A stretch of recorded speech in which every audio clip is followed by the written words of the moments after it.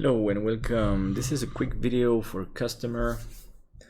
So he bought the ultimate procedural color gemstone collection for cycles, and he just wants to know how to append and use the asset. All right, so when you buy an asset, you get the asset file, which is a Blender file. So the better is to copy the asset to not damage the original file if anything goes wrong. So I'm going to grab the asset and open it in Blender here. So you grab it to Blender and open the file. So here we have all the gemstones with their names and materials. There are many gemstones and materials in this collection. It's everything almost all procedural, so you can use it for anything else you need to create.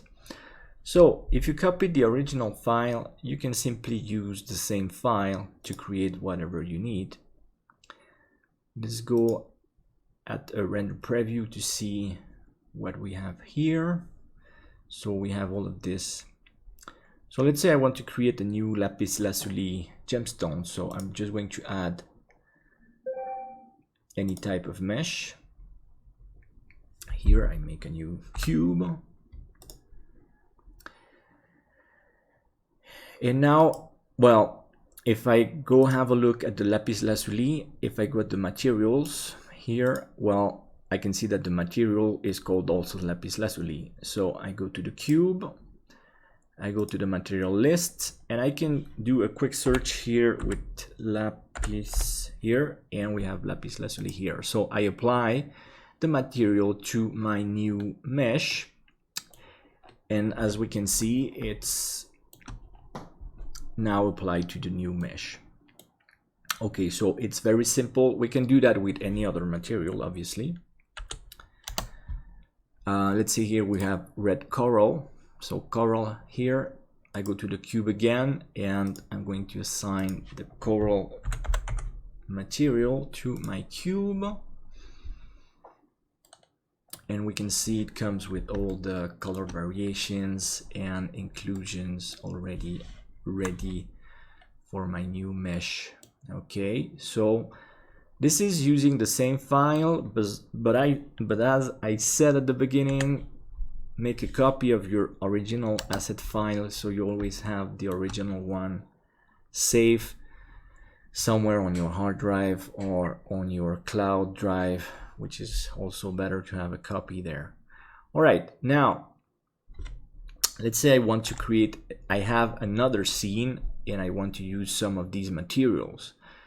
So before you go to your other scene or to your new scene, it's good to know the asset file, because we are going to append one of the materials from one of the object of this asset scene to the other scene. So you need to know the name of the object that has that material. Let's say I want to use this beautiful red ruby here. So this one is in the corundum, which is the mineral name.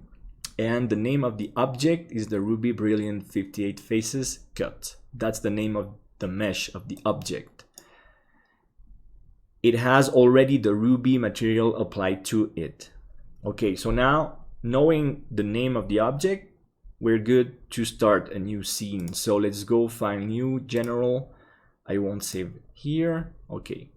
So now let's say I have the default cube here, and this is a row new scene, general new scene. I want to apply my ruby material here in this new scene. So I'm going to go to File, Append, and now I need to go and find my file here, my asset file.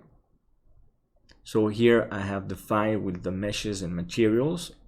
Now I click here. That opens the entire directories of that scene, which is in this case the asset scene for the gemstones.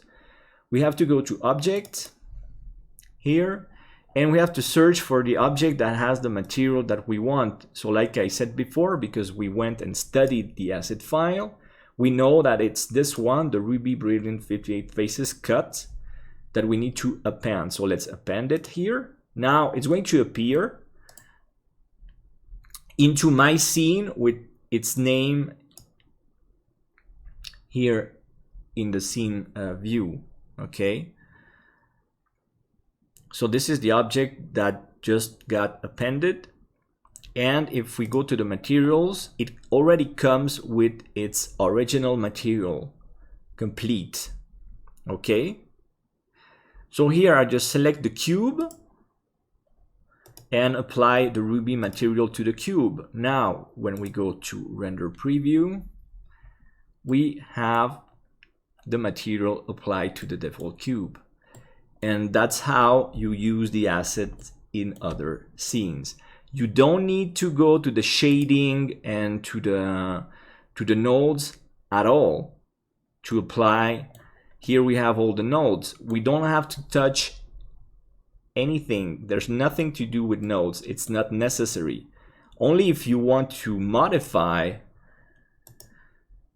the material, you would have to use the nodes. But here we are appending the object mesh with the original material into the new scene, and it already comes ready to be applied to the new object, to the new mesh, to be applied as a material. So you go to the material and select the correct material here, which is Ruby in this instance. Okay, so this is how we use an asset with meshes and materials already ready into a new scene. Okay, thanks for watching. Thanks for buying my assets. Take care and see you soon.